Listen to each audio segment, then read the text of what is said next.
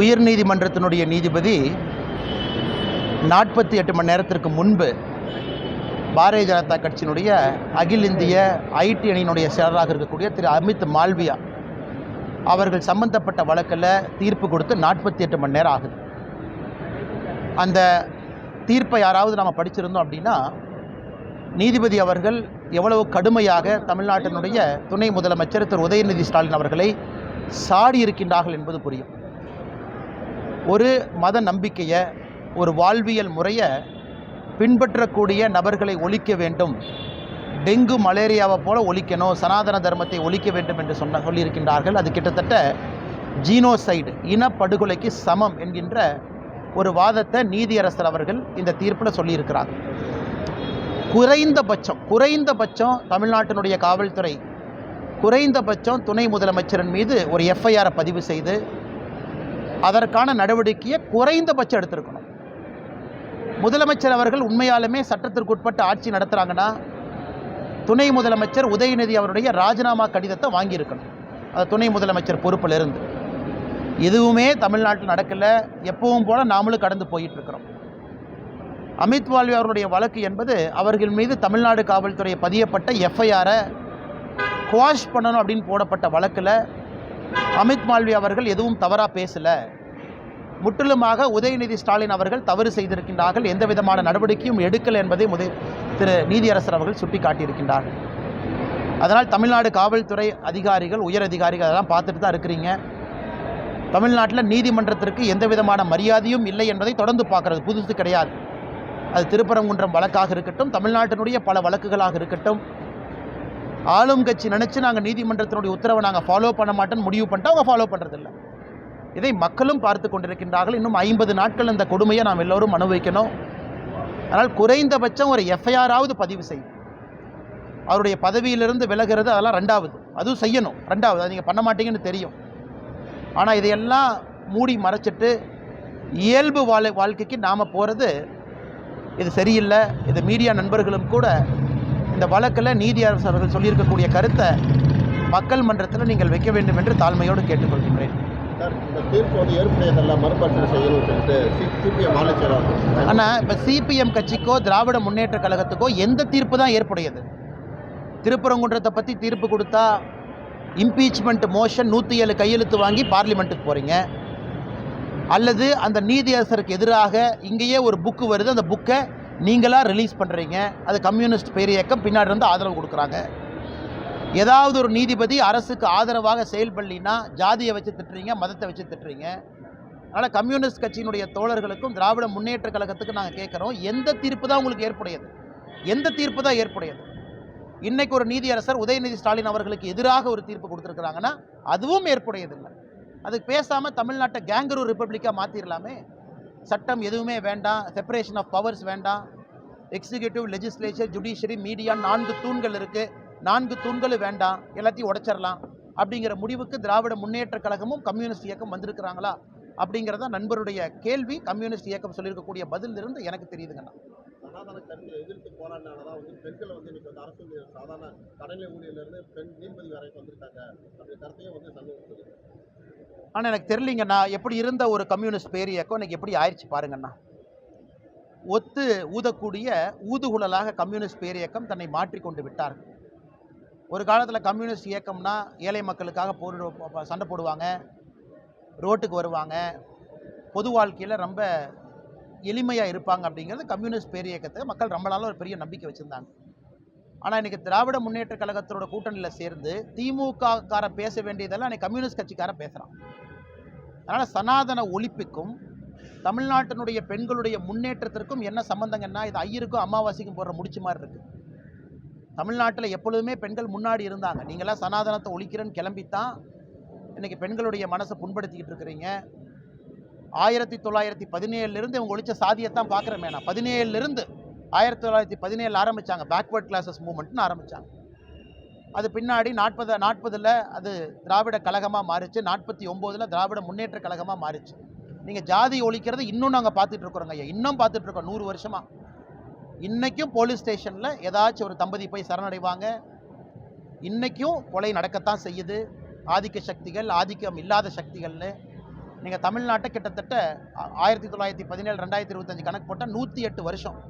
108 வருஷமாக நீங்கள் ஜாதியை ஒழிச்சு ஜாதியை வளர்த்துனதாயா அதிகம். அதனால் தயவு செய்து கம்யூனிஸ்ட் தோழர்கள் இந்த திராவிட முன்னேற்ற கழகத்துக்கு பேசக்கூடிய ஊதுகுழலாக இருக்க வேண்டாம் என்பதையும் இந்த நேரத்தில் நான் தெரிவிச்சுக்கிறேங்க. ஆசிரியர்கள் தொடர்ந்து போராட்டம் நடத்திட்டு வராங்க. இந்த 27ஆம் நாளும் போராட்டம் நடத்துறாங்க. இந்த சூழ்நிலையில் வந்து கறிக்கோழி வளர்ப்பு ஊழியர்கள் வந்து ஊதிய உயர்வு போராட்டத்துக்கு எடுத்துருக்காங்க. அரசு வந்து உத்தரவு. அண்ணா, இது வந்து கோயம்புத்தூரில் ஆரம்பித்த இந்த கறிக்கோழி உயர்வுக்கான பிரச்சனை அங்கே ஆரம்பிச்சதுங்கண்ணா. ஆரம்பத்தில் விவசாய பெருமக்கள் எல்லாம் நியாயமான கோரிக்கையை முன் வச்சாங்க. இன்னைக்கு கறிக்கோழியை பொறுத்த வரைக்கும் ஒரு கிலோவுக்கு ₹6.50 இன்னைக்கு கிடைக்குது. அதை உயர்த்தணும். சில கறிக்கோழி வளர்ப்பவர்களுக்கு ₹8 வரைக்கும் போகுது, இன்சென்டிவ் ₹9 வரைக்கும் போகுது. அதை கறிக்கோழி முதலாளிகளும் கூட அவர்களும் பேச்சுவார்த்தைக்கு தயாராக தான் இருந்தாங்க. திமுக அரசு உள்ள பூந்து குட்டையை குழப்பி தேவையில்லாமல் விவசாயிகளை கைது செய்து அது அன்பு சகோதரர் ஈசானை பிடிச்சி உள்ளே வச்சிருக்கிறாங்க. நேற்று அதை பார்ப்பதற்காக அந்த பகுதி சூலூர் பகுதியிலேருந்து விவசாய பெருமக்கள் வந்திருக்கிறாங்க. அவங்களையும் பிடிச்சி உள்ள ஒரு பக்கம் அந்த சூலூர் பகுதி தமிழ்நாட்டில் இருக்கக்கூடிய கறிக்கோழி வளர்ப்போர் சங்கம் அவங்கெல்லாம் போராட்டம் பண்ணிட்டு இருக்காங்க. அவங்களையும் பிடிச்சி உள்ள. அதனால் கந்தரகோலம் பண்ணி வச்சிருக்கிறாங்க. இது ஒரு பக்கம். இன்னொரு பக்கம் 2013 வந்த டெட் இஷ்யூ. இவங்க 2021 தேர்தல் வாக்குறுதிகளை நிரந்தரமாக செய்வோம் என்று சொல்லியிருந்தார்கள். அதை பண்ணலின்னு போராடுறாங்க. அவங்களையும் பிடிச்சி உள்ள வைக்கிறாங்க. 27 நாட்களாக தொடர் போராட்டம். இன்னைக்கு தமிழ்நாட்டை பொறுத்தவரை அரசு ஊழியர்கள் எல்லாம் தொடர்ச்சியாக போராட்டம் நடத்துறதை பார்த்தா திமுக ஆளுங்கட்சியா எதிர்கட்சியானே நமக்கு சந்தேகமாக இருக்கு. இன்னும் ஒரு பக்கம் உண்மையை சொல்ல வேண்டும் என்றால் 50 நாட்கள் இவங்கெல்லாம் கொஞ்சம் பொறுத்துக்கணும். அதன் பிறகு வரக்கூடிய நம்முடைய ஆட்சி, தேசிய ஜனநாயக கூட்டணியினுடைய ஆட்சி, நிச்சயமாக இதற்கெல்லாம் ஒரு தீர்வு நம்ம தான் கொடுப்போம். அதனால் வருத்தமாகத்தான் இருக்கிறது. கறிக்கோழி விவசாய பெருமக்களுடைய போராட்டமும், ஆசிரியர் பெருமக்கள் போராட்டமும், செவிலியர்களுடைய போராட்டமும் தினமும் நடப்பதை பார்த்து நமக்கு பெரும் வருத்தமாக மட்டும்தான் இருக்குது. இந்த நேரத்தில் நாம் பத்திரிகை நண்பர்களை போட பேசத்தான் முடியுதோ தவிர ஆக்ஷன் எதுவும் எடுக்க முடியல. ஏன்னா ஆளுங்கட்சி திராவிட முன்னேற்ற கழகமாக இருக்கின்ற காரணத்தினால். சார், முதலமைச்சருடைய கனவை சொல்லுங்க. பிரச்சாரத்தை எப்படி பாருங்க? அண்ணா, நான் என் கனவை சொல்லிட்டேன். நான் முதலமைச்சர் எங்கிட்டையும் கனவை கேட்டிருக்காரு. என் கனவு என்னன்னா, தயவு செஞ்சு ஆட்சி விட்டு போயிருங்கன்னு தான் என் கனவு. 2026 கிளம்பிடுங்க. என்னை மாதிரி பல பேர் என் கனவை சொல்லிட்டோம். அதுதான் இன்னைக்கு தமிழ்நாட்டு மக்களுடைய கனவாக இருக்குது. கஞ்சா படுகொலைகள் இன்னைக்கூட ட்விட்டரில் போட்டிருக்கேன். திருத்தணி இன்னைக்கு, நேற்று கோயம்புத்தூர், ஒரு ஊரிலும் கூட இதான் பிரச்சனை. இன்னைக்கு காவல்துறை அதிகாரிகளே வெளியே வந்து பேசக்கூடிய அளவுக்கு சட்டம் ஒழுங்கு பாதகத்தில் இருக்குது, படுகொலையில் தள்ளப்பட்டிருக்கிறது. அதனால் என்ன கனவை சொல்கிறதுனா, இன்னைக்கு இந்தியாவில் இருக்கக்கூடிய எல்லோருமே டாவோஸுக்கு, சுவிட்சர்லாண்டுக்கு போய் லட்சம் கோடி ரூபாய் அவங்க மாநிலத்துக்கு வரும் பொழுது நாம் மட்டும் டாட்டா காட்டிட்டு இங்கேயே உட்காந்துருக்கோம். நமக்கு எந்த வருமானமும் வேண்டாம், யாரும் வேண்டாம்.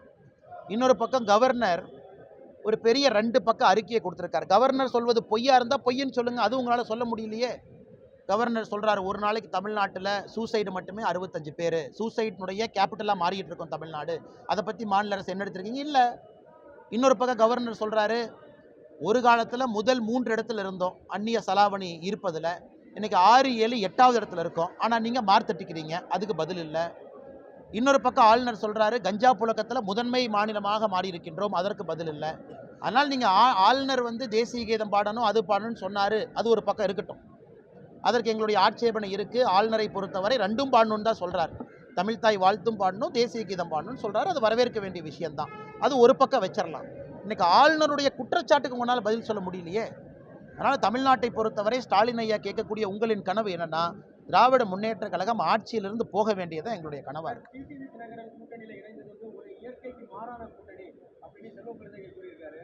ஆனால் செல்வ பெருந்தையனுக்கு ஏன்னா அவர் குளிர் ஜுரம் பிடிச்ச மாதிரி நேற்றுலேருந்து சுற்றிட்டு இருக்காரு. அவரே இன்னைக்கு வந்து ஒரு பக்கம் அவரின் மீது போர்க்கொடி தூக்கி காங்கிரஸ் கட்சிக்காரங்க டெல்லிக்கு போகிறாங்க. ஒரு பக்கம் இங்கே போகணும், ஒரு பக்கம் அங்கே போகணுங்கிறாங்க. அந்த காங்கிரஸ் கட்சியினுடைய மேலிட பொறுப்பாளர், பொதுச் செயலாளர் அவர் திமுக நாங்கள் இருக்கிறோமான்னு எங்களுக்கு தெரியாது, மேலே கேளுங்கிறாங்க. அதே இவ்வளவு கந்தரகோலத்தில் இருக்கும் பொழுது செல்வ பெருந்தகை அவர் எதற்கு குளிர் ஜுரத்தில் சுற்றுறாரு? அண்ணன் டிடிவி தினகரன் அவர்கள் என்னோடு தொடர்ந்து பேசிகிட்டு இருக்கிறாங்க. முதல்ல இருந்து பேசிகிட்டு இருக்கிறாங்க. அவருடைய மனநிலை எனக்கு மிகச் சிறப்பாக தெரியும். அவர் கோபம் இருந்தாலும் கூட மோடியை விட்டு போகக்கூடிய மனிதர் அல்ல. அவர் 2024 எந்த எதிர்பார்ப்பும் இல்லாமல் வந்த மனிதர் எப்படி 2026 நம்மளை விட்டுட்டு போவார்? இடையில சில மனக்கசப்பு இருந்திருக்கலாம், சில காரணங்கள் இருந்திருக்கலாம், தற்காலிகமாக அவர் போயிருக்கலாம். நான் ஆரம்பத்திலிருந்து மிகுந்த நம்பிக்கையோடு தான் இருந்தேன். அண்ணன் டிடிவி அவர்கள் எங்கேயும் போக மாட்டாங்க, நம்மகிட்ட தான் இருப்பாங்க அப்படின்னு. அதான் நேற்று அவங்க சொன்னாங்க, அந்த 2 கட்சிகளுக்கு இருக்கக்கூடிய சண்டை என்பது தனிப்பட்ட சண்டை. ஆனால் 2026 பொறுத்தவரை திராவிட முன்னேற்றக் கழகத்தை ஆட்சியிலிருந்து அகற்ற வேண்டும் என்பதற்காக வந்திருக்கிறேன். அவர் சொன்னதிலிருந்து எதுவும் பேக் அடிக்கலைங்கண்ணா. ஆமாம், சில கொள்கைகளை முன்வைத்திருந்தார். ஆனால் இன்னைக்கு ஒரு பெரிய விஷயத்திற்காக, ஒரு தனி மனிதன் என்கின்ற ஒரு அடையாளத்தை தாண்டி தமிழகத்தில் 2026 ஆட்சி மாற்றம் நடக்க வேண்டும் என்பதற்காக கசப்புக்கள் எல்லாம் மடந்து தினகரன் அண்ணன் வந்திருக்கார். இந்த முடிவு அவர் கடினமாகத்தான் இருந்திருக்கும். ஈஸியான முடிவு இல்லை. பொது வழியில் பல விஷயங்கள் பேசிவிட்ட பிறகு கூட அண்ணன் அவர்கள் வந்திருக்கின்றார்கள் என்றால் பெரிய ஒரு விஸ்தாரமான ஒரு விஷயத்தை பார்த்துட்டு வர்றாங்க. அதனால் நான் இதை நன்கு உணர்ந்திருக்கின்றேன். காரணம், ரெகுலராக பேசிகிட்டு இருக்கோம். அதனால் செல்வ பெருந்தை அவர்கள் மீடியாவில் தான் பார்க்குறாரு. டிடிவி என்ன பேசினார், இன்றைக்கி என்ன பேசினார், டிடிவி என்ன சேர்ந்தாரு. அதனால் எதுவும் தெரியாமல் இருந்தால் அண்ணன் செல்வ பெருந்தை அவர்கள் பேசாமல் இருந்தாவே சந்தோஷம். இன்றைக்கி மூழ்கி கொண்டிருக்கக்கூடிய அவங்களுடைய கூட்டணியும் அவருடைய ஆட்சியும் காப்பாற்றுவதற்கு அவருடைய எனர்ஜி அவர் ஸ்பெண்ட் பண்ணுமோ தவிர, தேசிய ஜனநாயக கூட்டணியில் என்ன நடக்குதுன்னு ஏன் அவர் எனர்ஜியை ஸ்பெண்ட் பண்ணுறாரு? ஐயா கொஞ்சம் சத்தமாக சொல்லுங்க ஐயா. கூட்டணியிலிருந்து பாமக வந்து வெளியேறினாங்க, திரும்ப சேர்ந்துட்டாங்க. அதே மாதிரி ஓபிஎஸும் என்டிஏ கூட்டணியில் வருவாங்க. ஆனால் ஓபிஎஸ் அண்ணனை பொறுத்தவரை ஒரு பெரிய ஒரு தலைவர், ஒரு பொறுமையின் உருவமாக இருக்கக்கூடிய ஒரு தலைவர், நல்ல ஒரு மனிதர், ஒரு சத்திய சோதனை எல்லாம் கடந்து நிற்கக்கூடிய ஒரு தலைவர். அரசியல் யாரோ சொன்னாங்க நிரந்தரம் என்பது எதுவும் இல்லைன்னு. அதனால் எனக்கு நம்பிக்கை இருக்கிறது. அண்ணன் ஓபிஎஸ் அவர்களும் மிக முக்கியமான தலைவர், தமிழ்நாட்டினுடைய முன்னாள் முதலமைச்சர், நல்ல ஒரு மனிதர், நல்ல முடிவு அவர் எடுப்பார் என்கின்ற முழு நம்பிக்கை எனக்கு இருக்கு. நாளைக்கு பிரதமர் வராங்க, கூட்டம் எப்படி இருக்கும், யாரெல்லாம் மேடையில் இருப்பாங்க? ஆனால் பிரதமர் அவர்கள் நாளை தமிழகத்தில் அடிக்கடி வர்றாங்க. ஆனால் நாளை வருகை ஒரு முக்கியமான வருகை. காரணம் என்னென்னா, இந்த சட்டப்பேரவை தேர்தலுக்கான ஆயத்த பணி பிரதமர் அவருடைய தலைமையில் நாளையிலிருந்து முழுமையாக அது ஆரம்பிக்கிறது. இத்தனை நாள் ஆர்ப்பாட்ட போராட்டம் நடந்திருக்கலாம், தொண்டர்கள் வேலை செஞ்சுருக்கலாம். பட் நாளை என்பது முழுமையாக களத்தில் இன்னும் ஒரு 50-60 நாட்கள் பாக்கி இருக்கக்கூடிய வேலையில் பிரதமர் அவர்கள் இந்த சவுண்டிங் த போல் பியூகில் என்று சொல்வார். அதாவது ஒரு சண்டை ஆரம்பிப்பதற்கு முன்பாக சங்கெடுத்து நீங்கள் ஊதுவீங்க, இந்த மாதிரி போர்க்களம் சண்டை ஆரம்பித்து விட்டது என்று. இந்த சவுண்டிங் த போல் பியூகில் என்கின்ற அடையாளமாக பிரதமருடைய நிகழ்வு நாளைக்கு இருக்கும். மதுராந்தகத்தில் ஒரு பெரிய அளவில் ஏற்பாடுகள் நடந்து கொண்டிருக்கிறது. இது பிரதமருடைய முதல் வருகை, கடைசி வருகை அல்ல, இன்னும் பல வருகை இருக்கும். பிரதமர் தமிழ்நாட்டினுடைய எல்லா பக்கத்துக்கும் வருவார், மூலை முடுக்கெல்லாம் வருவாங்க. நாளை ஒரு முக்கியம். காரணம் என்னென்னா, மொத்த கூட்டணி கட்சி தலைவர்களும் மேடையில் ஒரு சேர இருப்பாங்க. அது தமிழக மக்கள் பார்க்க போகிறாங்க. ஒரு வலிமையான தேசிய ஜனநாயக கூட்டணி. அதனால் நிச்சயமாக நாளையிலிருந்து ஒரு புதிய ரத்தம் தமிழ்நாட்டினுடைய தேர்தல் களத்தில் இருக்கும் என்கின்ற முழு நம்பிக்கையோடு நான் இருக்கின்றேன். நான் பார்த்தேன், அந்த பேட்டியை பார்த்தங்கன்னா, ஏஆர் ரஹ்மான் அவர்கள் பிபிசி கொடுத்த பேட்டி. ரஹ்மான் அவர்களை பொறுத்தவரை ஒரு இசை மேதை, தமிழ்நாட்டினுடைய அடையாளம். இந்தியாவில் ஒரு இசையமைப்பாளர் ஆஸ்கர் வாங்கியிருக்கிறாங்க. ஏஆர் ரஹ்மான் அவங்க ஃபஸ்ட்டு, இன்னைக்கு கீரவாணி அவங்க ஹானரி ஆஸ்கர் வாங்கியிருக்கிறாங்க. எங்கே போனாலும் கூட அந்த மேடையில், அது லாஸ் ஏஞ்சலஸ் தியேட்டராக இருந்தாலும் கூட தமிழ் மொழியில் தான் பேசுவார்.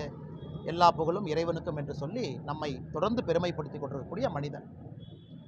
அவர் பேசின பேச்சில் ஒரு லைன் எடுத்துட்டு இங்கே எடுத்து அங்கே எடுத்து அதை எதோ பண்ணி தேவையில்லாமல் சில பேர் இஷ்யூ பண்ணுறாங்க. எனக்கு அதில் உடன்பாடு இல்லைங்கன்னா. காரணம், எல்லாருக்குமே அவங்க பேசுகிறக்கான கருத்து வாய்ப்பு இருக்குது, ஃப்ரீடம் ஆஃப் எக்ஸ்பிரஷன் இருக்குது. பேசட்டும், ஒன்றும் தப்பில்லை.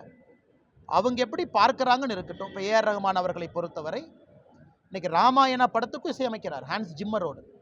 ஹான்ஸ் ஜிம்மர் ஒரு சாதாரண ஆள் இல்லைங்க. நான் உலகத்தினுடைய முதன்மை இசையமைப்பாளர். அவரோட இசையமைப்பார். அதே ராமாயணாக்கு அவர் இசை போடுறாரு. ஏஆர் ரஹ்மான் அவர்களை பொறுத்தவரை எல்லா விதமான படத்துக்கும் போடுறார். அவர் சொல்லியிருப்பது சினிமா இண்டஸ்ட்ரியில் எப்படி பவர் ஷிஃப்ட் மாறி இருக்குது, குறிப்பாக கடந்த 10 ஆண்டுகளில் மாறி இருக்குன்னு சொல்கிறாங்க. அது அவருடைய கருத்தாகத்தான் நான் பார்க்குறேன். அவர் பாஜக பின்னணிக்குன்னு எங்கேயுமே சொல்லலைங்கண்ணா. அந்த முழு இன்டர்வியூ நான் பார்த்தேன், அது பிபிசி இன்டர்வியூ முழுமையாக பார்த்தேன். நான் ஏஆர் ரஹ்மான் அவருடைய ஃபேனும் கூட. நான் எப்படி இளையராஜா ஐயாவை மதிக்கிறேனோ ஏஆர் ரஹ்மான் ஐயாவையும் மதிக்கிறேன். அவருடைய கருத்தாகத்தான் நான் பார்க்குறேன். ஒருத்தர் பேசுகிற கருத்துக்கள்லாம் எல்லாரும் கோவப்பட்டு எப்படி பேசலாம் அப்படின்னா இந்த நாட்டை நடத்த முடியாதுங்கண்ணா. எதிர்கருத்துக்கள் இருக்கட்டும். ஏஆர் ரஹ்மான் அவர்கள் பேசிய கருத்து சரி தவறு என்று நான் சொல்லவில்லை. அந்த கருத்தை பேசுறதுக்கு அவருக்கு உரிமை இருக்குன்னு தான் நான் சொல்கிறேன். அதே நேரத்தில் ஏஆர் ரஹ்மான் ஒரு கிளாரிஃபிகேஷன் கொடுத்த பிறகு இந்த பிரச்சனை முடிஞ்சதாக நான் பார்க்குறேன். அவரே அடுத்த நாள் ஒரு கிளாரிஃபிகேஷன் கொடுக்குறாரு. அப்படி நான் மீன் பண்ணல, நான் என்ன மீன் பண்ணால் இதான் மீன் பண்ணேன் நான். அதனால் ஏஆர் ரஹ்மான் அவர்களை பொறுத்தவரை நான் புண்படுத்த வேண்டாம். அவங்கள கிரியேட்டிவ் ஃபீல்டில் இருக்கிறாங்க. இன்னும் பெரும் இசையெல்லாம் அவங்க ப்ரொடியூஸ் பண்ணணும், மக்களை மகிழ்விக்கணும், தமிழ்நாட்டினுடைய அடையாளமாக தொடர்ந்து திகழணும். அதே நேரத்தில் ஏஆர் ரஹ்மான் அவர்கள் தமிழ் தாய் அப்படின்னு ஒரு ரிலீஸ் பண்ணாங்க. எனக்கு அதில் ஒப்பிகை இல்லை. நாங்கள் இன்னொரு தமிழ் தாயின்னு ஒரு படத்தை போட்டோம். அது வந்து ஆரோக்கியமான ஒரு கருத்து வேறுபாடு தான். அதுக்காக இந்த மாதிரி போட்டிங்க நான் ஏஆர் ரஹ்மான் மேலே கோவம் அப்படி கிடையாதுங்க. கிரியேட்டிவ் வைரமுத்து ஐயா எத்தனையோ இடத்துல எங்களுக்கு எதிர்கருத்து சொல்கிறார். அதுக்காக நான் வைரமுத்து ஐயாட்ட போய் சண்டை போட முடியுமா? அது உங்கள் கருத்து வச்சுங்க ஐயா, பரவாயில்ல. அதை ஏற்றுக்கிறது ஏற்றுக்காது மக்களுடைய மனப்பக்குவம். அதுக்காக வைரமுத்து ஐயாவும் அட்டாக் பண்ண போகலை. அதனால் என்னை பொறுத்தவரை இந்த கிரியேட்டிவ் ஃபீல்டில் இருக்கக்கூடிய எல்லோருக்குமே கருத்து சொல்வதற்கு உரிமை இருக்குது. அவர்கள் கருத்து.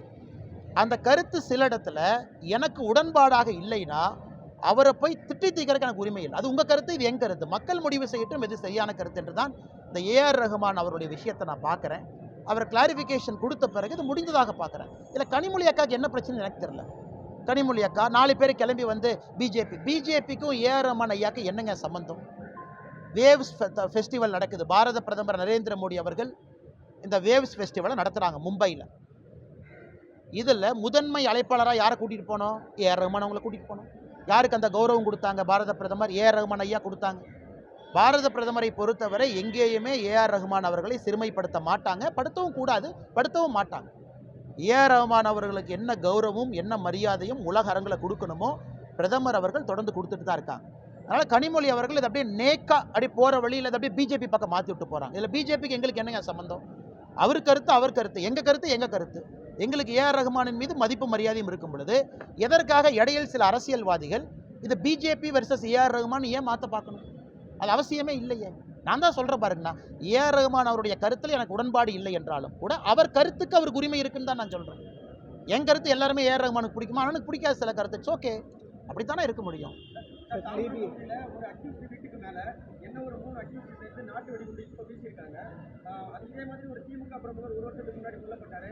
தாம்பரம், மணிமங்கலம் இந்த சுற்றுவட்டார பகுதிகளில் நாட்டு வெடிகுண்டு கலாச்சாரம் அதிகமாக இருக்குது. இதை என்ன மாதிரி கட்டுக்குள்ள கொண்டு வரணும்? கோர்ட்டுக்கு வெளியே வெட்டுறாங்கண்ணா. இது எப்படின்னா, இப்போ ஸ்டாலின் ஐயாட்ட கேட்டால் என்ன சொல்லுவாருன்னா, ஐயா நாட்டு வெடிகுண்டு போட்டாங்க, ஐயா அருவாள் கலாச்சாரம்னா ஸ்டாலின் ஐயா என்ன சொல்லுவாருன்னா, அவன் ஹோண்டா சிட்டியை தொலைச்சி சுற்றிட்டு இருக்கிறான், டிவி 50 தானே காணாமல் போச்சுன்னு சொல்கிற மாதிரி தான் ஆட்சி நடக்குது. அவங்கவுங்க ரோட்டில் வெட்டப்பட்டு குத்தப்பட்டு செத்து கொண்டிருக்கின்றார்கள். இது ஒரு பெரிய விஷயமா அப்படிங்கிற மாதிரி தான் அந்த அரசு பேசுது. ஆனால் இன்றைக்கி சட்டம் ஒழுங்கு என்பது தமிழகத்தில் முழுமையாக சரிந்து விட்டது. அதில் பாதாளத்தில் இருக்குது. அதனுடைய வெளிப்பாடு தாங்கண்ணா இதெல்லாம்.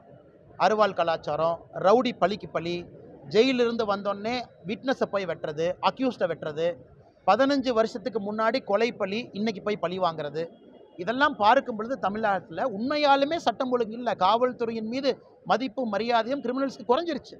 அதனால் காவல்துறையினுடைய கையை கட்டி போட்டிருக்கெல்லாம் அவிழ்த்து விடணும். துப்பாக்கி எதுக்குன்னே பூஜை பண்ணுறக்கா இருக்குது காவல்துறைக்கு, அதெல்லாம் கொடுக்கணும், போய் சுடுங்கயான்னு சொல்லணும். யாராவது தப்பு பண்ணால் யூஸ் பண்ணுங்க. அதானே ஒரு சட்டம் ஒழுங்கு, அப்படி தானே பாதுகாக்க முடியும். காவல்துறைக்கு அதனால தானே புல்லட்டு துப்பாக்கிலாம் வாங்கி கொடுக்குறோம், அதனால தானே லட்டியெல்லாம் வச்சுருக்கிறாங்க. எதையுமே பயன்படுத்தக்கூடாது. வாயை மூடிட்டு காவல்துறை போலீஸ் ஸ்டேஷனில் உட்காருன்னா எப்படி தமிழ்நாட்டில் சட்டம் ஒழுங்கு கட்டுக்குள்ளே வரும்? இன்றைக்கி பீகாரில் துணை முதலமைச்சர் ஹரீஷ் சாங்கவி ஒரு முந்தானத்து ஒரு இன்டர்வியூ கொடுக்குறார். யாராவது பெண்கள் மீது கையை வச்சுட்டு நைட்டு வீட்டுக்கு போகலான்னு எவனாச்சும் நினச்சின்னா குஜராத்தில் நடக்கிறதே வேறு. எனக்கு அந்த மாதிரி தமிழ்நாட்டில் பேசணும்னு நான் காத்துட்ருக்கேன். யாராவது பேசுங்க ஐயா. குஜராத்தினுடைய துணை முதலமைச்சர் ஹரீஷ் சாங்கவி பேசுகிறார். குஜராத்தினுடைய துணை முதலமைச்சர் பெண் மேலே எவனாச்சும் கையை வச்சு நைட்டு வீட்டுக்கு போகலான்னு மட்டும் நினச்சின்னா அது வேறு மாதிரி ஆயிரும். அதை இங்கே பேசுறதுக்கு பயம். ஐயோ காவல்துறை கையில் துப்பாக்கி இருக்குது, அதை போட்டால் உடனே ஹியூமன் ரைட்ஸ் கமிஷன்காரன் தேவையில்லாமல் நோட்டீஸ் கொடுப்பான், கொடைவான். என்னன்னே பண்ணுவாங்க? நல்லது தானே பேசுகிறோம், நியாயமாக தானே பேசுகிறோம். அதனால் காவல்துறையை முதல்ல ஃபீல்டில் விடுங்க. அவங்க கையை கட்டு போடாதீங்க, எல்லாம் அவங்க சரி பண்ணி கொண்டு வந்துடுவாங்க. பெண்களை பற்றி சொன்னீங்க, பஸ்லேருந்து ஒருத்தர் கலந்தாரு. என்னங்கண்ணே? பெண்ணை வந்து சீண்டினா கொண்டு ஒரு பஸ்லேருந்து தற்கொலை பண்ணாரு. ஆமாம், கேரளா தானுங்க ஐயா சொல்கிறீங்க. இன்னைக்கு பாருங்க ஐயா, அது நடக்குது இல்லைன்னு நான் சொல்லிங்க ஐயா. இன்னைக்கு கேரளா முழுவதுமே நான் பார்க்குறேன். நேற்றுலேருந்து எல்லா ஆண்கள் எல்லாம் அட்டைப்பெட்டி எடுத்துகிட்டு போய் பஸ்ஸில் உட்காந்துருக்குறாங்க. அதெல்லாம் நான் சோஷியல் மீடியாவில் பார்க்குறேன். அது என்ன கேஸு நான் உள்ளே போக விரும்பலைங்க. எனக்கு அந்த கேஸை பற்றி தெரியாது. யார் தப்பு யார் சரின்னு தெரியாமல் நான் சொன்னால் அது தப்பாக போயிடும். ஆனால் இன்றைக்கி எல்லா இடத்துலையுமே பாலியல் சீண்டல்கள் நடக்குது. பெண்கள் பாதுகாப்பாக போகணும். பெண்களுக்கு பாதுகாப்பு ரொம்ப குறைஞ்சி போச்சு. அது அரசு தான் அதை வந்து முதன்மைப்படுத்தணும், பண்ண மாட்டாங்க. ஆனால் அவர் என்ன கேள்வி கேட்டு முடிக்கலையா இருக்குது? தாவேகா தலைவர் விஜய்க்கு வந்து வெளிநாட்டிலேருந்து பணம் வருதுங்கிற மாதிரி அவருக்கு பணம் வந்து பழையத்தில் அப்படின்னு யார் சொன்னாங்கன்னா தகவல் வந்து. ஆனால் எனக்கு தெரியலிங்கன்னா, அவங்கவுங்க கட்சி அவங்கவுங்க நடத்துகிறாங்க. இது எங்கே பணம் வருது நான் எப்படி நான் சொல்ல முடியும்? அதனால் நல்லா இருக்கட்டும், அவரு கட்சி நடத்தட்டும், மக்கள் முன்னாடி வந்து நிற்கட்டும். மக்கள் எல்லாத்தையும் பார்த்து தேர்ந்தெடுத்து நல்லவங்களுக்கு வாய்ப்பளிப்பாங்க. அந்த நல்லவர்கள் தேசிய ஜனநாயக கூட்டணி. நாங்கள் தெளிவாக இருக்கோம். நாளைக்கு 23ஆம் தேதிக்கு அப்புறம் நீங்கள் கிரவுண்டு ஷிஃப்ட்டை பார்ப்பீங்க. நம்முடைய தேசிய ஜனநாயக கூட்டணிக்கு எந்த அளவுக்கு மக்களுடைய ஆதரவு நம்ம நாளையிலிருந்து பார்க்க போகிறோம். ஆனால் யார் வருவாங்க வரமாட்டாங்க அதுக்குள்ளே நான் போக விரும்பலைங்கன்னா, நான் ஏற்கனவே சொன்னேன், விஜய் அவர்கள் இன்றைக்கி அவர் ஒரு தனி இலக்கணத்தில் போயிட்டுருக்கிறாங்க, அவர் ஒரு தனி பாலிசி வச்சுருக்கிறாங்க, அது அவருடைய விருப்பம். தமிழ்நாட்டில் இன்றைக்கி மக்களுடைய மனநிலை திராவிட முன்னேற்ற கழகத்தை அகற்ற வேண்டும் நினைக்கிறாங்க. இப்போ எதிரெதிர் மனநிலையில் இருக்கக்கூடிய டிடிவி அண்ணா வந்திருக்கார் பெரிய மனதோடு. காரணம் என்ன? அவருக்கு எவ்வளோ கஷ்டமாக இருக்கும். பத்திரிகை நண்பர்கள்லாம் அந்த போட்டுறீங்க, அவர் முதல்ல பேசின ஆடியோ வீடியோ போட்டு அண்ணா இதுக்கு என்ன பதில், அண்ணா இதுக்கு என்ன பதில், இதுக்கு என்ன பதில், அதையெல்லாம் தாண்டி டிடிவி வந்திருக்காருன்னா பெரிய ஒரு விஷயத்தை பார்க்குறாரு. திமுகவை அகற்ற வேண்டும், அது முதல் இலக்கு அப்படின்னு. அதனால் நாங்கள் எல்லோரையும் வரவேற்கின்றோம். விஜய் அவர்களை பொறுத்தவரை அவருடைய முடிவு, நான் வரவேற்கலைன்னா நான் சொல்லிங்கன்னா, அவர் ஒரு கட்சி நடத்துகிறார், அவருடைய தலைவர், அவங்க முடிவெடுத்து அவங்க டிசைட் பண்ணிட்டுங்க. என்டிஏ கூட்டணியில் தேமுதிக வரும்னு எதிர்பார்ப்பு இருந்தது. ஆனால் இப்போ வரைக்கும் என்டிஏலேருந்து யாருமே என்கிட்ட பேச்சுவார்த்தை நடத்தலை அப்படிங்கிற மாதிரி பிரேமலதா சொல்லியிருக்காங்க. அதை பற்றி நான் கருத்து சொல்ல விரும்பலைங்கண்ணா. பிரேமலதா மேடம் அவங்க சுத்தீஷனெல்லாம் ரொம்ப நெருங்கிய நண்பர்கள், ஒரு குடும்பம் போல் நல்ல ஒரு மனிதர்கள். பொறுமையாக இருங்கன்னா, இந்த பர்டிகுலர் கேள்விக்கு நான் கருத்து சொல்ல, யாரும் எங்கேயும் போக போவதில்லை. அவர்களும் திராவிட முன்னேற்ற கழகத்துக்கு எதிரான ஒரு நேர் மனநிலையில் இருக்கிறாங்க. 2014 தேசிய ஜனநாயக கூட்டணி அமைந்ததற்கு முக்கிய காரணமே கேப்டன் தான், அது யாரும் மறுக்க முடியாது. அன்னைக்கு அவர் பெரிய பீக்கில் கேப்டன் இருந்தாங்க. பெரிய மனதோடு தேசிய ஜனநாயக கூட்டணி அமைவதற்கு ஒரு முக்கிய புள்ளியாக இருந்தாங்க. நம்ம ஐயா பொன் ராதாகிருஷ்ணன் அவர்களோடு இணைந்து அன்றைக்கி ஒரு பெரிய கூட்டணி. அன்னைக்கு விஜயகாந்த் ஐயாவுடைய ரோலை யாரும் மறக்க மாட்டோம். அதனால்தான் பிரதமர் அவர்கள் நம்முடைய ஆட்சி அவருக்கு பத்மஸ்ரீ விருது கொடுத்து பெரிய அலங்காரம் நம்முடைய கேப்டன் ஐயாவுக்கு பண்ணியிருக்கிறாங்க. அதனால் யாரும் எங்கேயும் போவதில்லை. எல்லாருக்கும் அந்த நேரம் கொடுங்க, காலம் கொடுங்க. எல்லோரும் முடிவெடுப்பதற்கு ப்ரெஷர் பண்ணாமல் விடுவோம். எல்லோரும் நல்ல முடிவெடுப்பாங்க. பயங்கர எல்லாரும் வாங்க.